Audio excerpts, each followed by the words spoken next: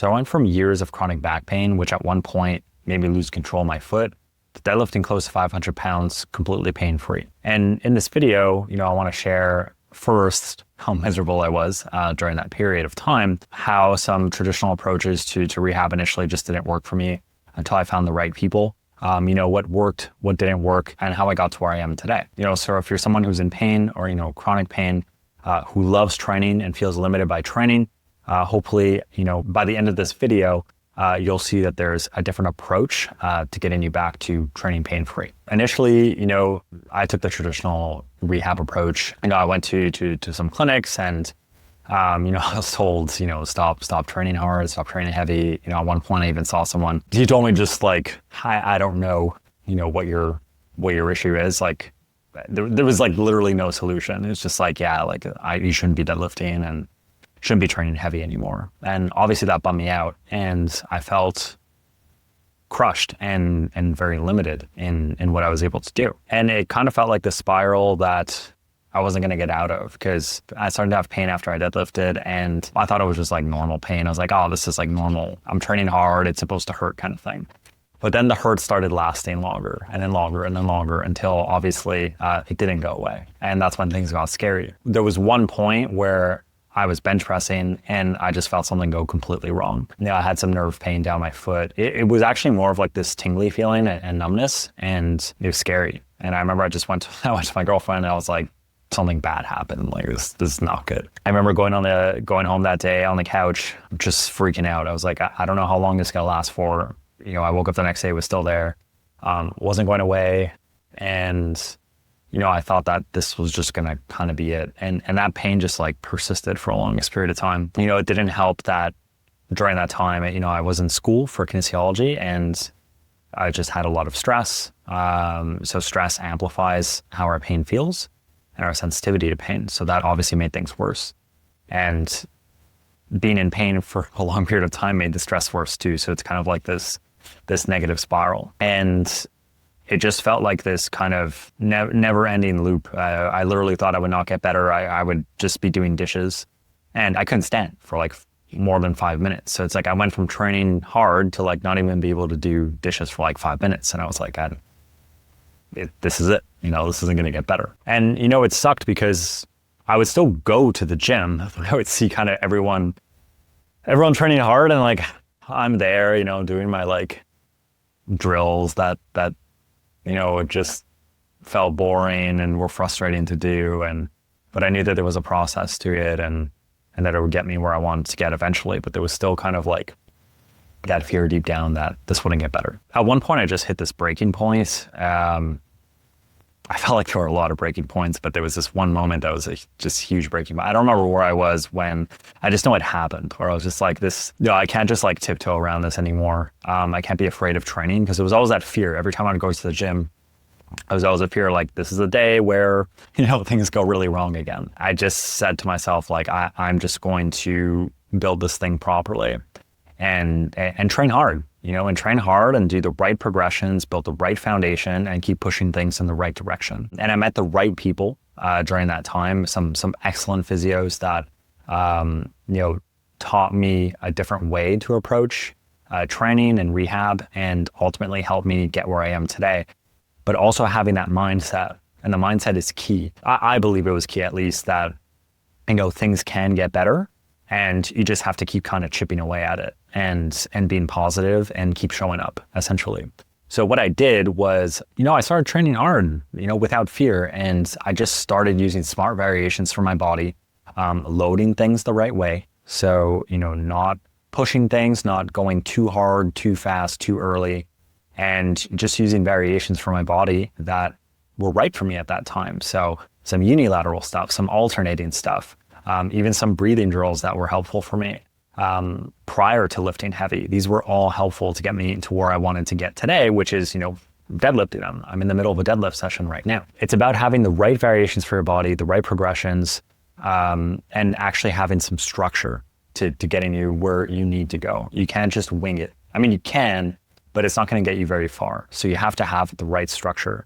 And that's what allowed me today to, help me with my own clients, because one, I know where they're coming from. Most people don't have that structure. They need that structure. Having that structure and knowing when to push and when to pull and when to back off is key to making the appropriate progress. Because when you're in pain, if you don't do enough, you're not going to progress. But if you do too much, you're going to flare out. So there's that sweet spot. And when you're in pain, that sweet spot is even narrower. So that's what I have experienced myself. That's what I help people do today, is kind of find that sweet spot to drive those adaptations. When I first started seeking help for this, when I started to have that like back pain after deadlifting and stuff like that, it wasn't bad therapy. And I don't want to come here and like trash traditional therapy. It's just, I don't feel that it's fit for people who train hard and who want to train hard. There's a lot of rehab professionals that I feel lack the knowledge of strength and conditioning, and they just don't know what it's like in a gym environment. So it's like, why should I trust that you're going to get me back to doing the things that I want to do? And even like the most well-intentioned practitioners can't be helpful when it comes to getting back to training in a gym. You have to know how to progress in a gym environment. It's not the same as doing low-level kind of rehab drills, which aren't bad, and they're not wrong. There's no wrong approach, but I feel that for lifters specifically and people who like to train hard, there's a different approach, and you have to respect that. So, essentially build the right foundation, use the right loading strategies for my body, use the right exercise selection from what my body needed at the time. Like I said earlier, some unilateral stuff, some alternating stuff, some breathing drills, and then just progressing things in the right way and respecting the process and not rushing things. Because when you rush things, that's when things fall apart. And if you don't build the right foundation, then things are going to crumble. So you have to respect the process it takes to build that foundation. And you also have to respect how to progress that afterwards. I mean, I had some moments where I remember there was also another moment where I looked at my partner and just like sat down on the floor, and I was like, I can't believe this is happening. Like, I had nerve pain, and I was just like, I can't believe this is happening. I had a drop foot, like I said at the beginning of the video. I was in class and I just felt my leg go numb, freaked out, obviously. And I started walking and my foot was like dropping. It was like dragging on the floor. And I was like, oh my God, like I have a drop foot. It's called a drop foot. And I went to the bathroom stall. I shut the stall and I just started doing like lumbar extensions, back extensions. I was just desperate. It was what I knew at the time would be helpful. And I guess helped to a certain extent, but not really. It was terrifying, quite frankly. One thing I learned about pain is that when you start treating it as information and not necessarily a threat, it just becomes easier to work with it. Because when pain becomes something threatening, that's when it hypersensitizes our body and makes things worse.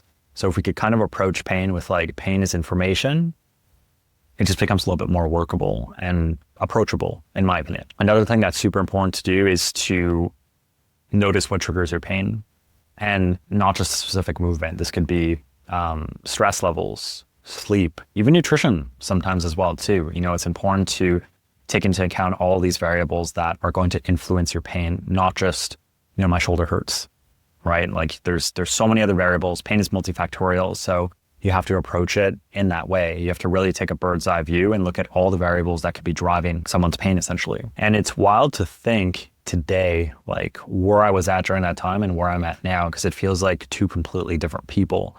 I mean, now I'm walking into my training sessions and not scared to train. And that's not what life was like before. And that lasted for years, always in the back of my mind. I was scared when I walked into the gym, quite frankly. And, always monitoring like, oh, what's going on with this exercise? Is this supposed to happen? Is this not supposed to happen? And then monitoring how I felt after the workout, and then monitoring how I felt after the next day. And like now I just train and I don't even think about it. I mean, I'm deadlifting, I'm squatting, I'm benching, I'm sprinting, I'm running long distances, I'm biking long distances. I have absolutely no restrictions right now. Other than the fact that I deadlift sumo now.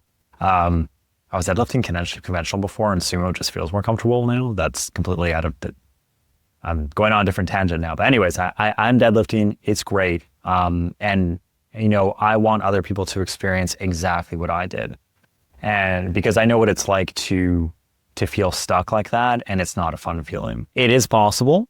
You need to find the right person to work with, someone who understands your needs and what your actual goals are, and meet someone who understands where you're at and knows where you want to go. Because if you meet someone and the plan is just like, all right, I'll see you next week and we'll see how things go. Like, that's not a plan. A plan is having something long-term where you're like, all right, this is what we expect by the end of the week. This is what we expect in a couple weeks. This is what we expect in a couple months. Not just like wait and see and stuff like that. So, and like pain today is so much easier to work with. Like, I'm not going to say that, I mean, yes, I'm pain-free. I'm training pain-free. I have my usual aches and pains and stuff, but I'm not scared of it anymore because I understand what pain is. It's just information. So it becomes less threatening. And when it becomes less threatening, then it kind of softens that kind of scary effect that it has on you and that kind of like hold that it takes on you. One thing that I feel is necessary for people who love lifting and training is, using training as a tool to get better. You can train hard and still get better. You don't have to give up training and not go to the gym when you're hurt. You can. You just need to do the right stuff. And when you do the right stuff, you can still train hard and get better. You just have to have the right approach and someone who understands your needs and where you want to go and how to get there. One thing that I don't necessarily agree with, I don't think it's wrong, but I don't necessarily agree with it, is just like lower level rehab stuff, like bird dogs, and all that stuff, like band shoulder stuff. It can work. It could help some people, but it's not going to transfer to a loaded squat and a loaded deadlift and a loaded bench press. It's just not. Training is very specific, and you have to perform the actual movement eventually in order to get better at that. So if you're just stuck doing bird dogs and external rotation with band work and clamshells and all that stuff, it's not going to transfer to heavy training, unfortunately. And that's something that I see a lot of people kind of get stuck in.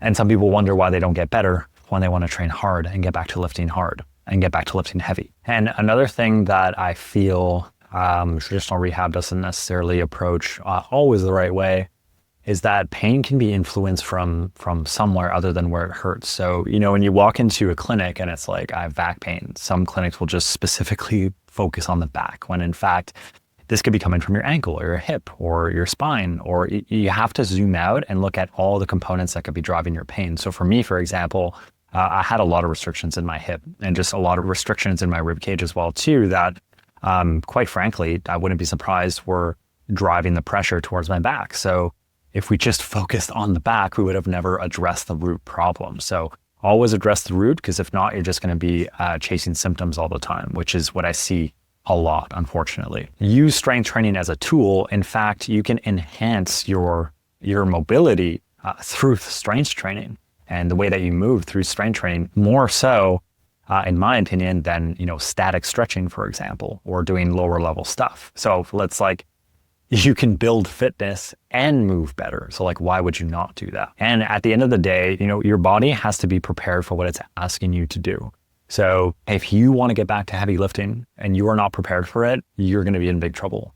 And if you're stuck doing stuff that does not transfer to your training, you're going to be kind of going round in circles for a long period of time. And that's unfortunate. If you're someone who is in pain, who's watching this video and loves training, I've been there. And like I said, now I'm training pain-free. So it's possible. You just have to find the right people that can help you get you towards your goals. So hope that helps.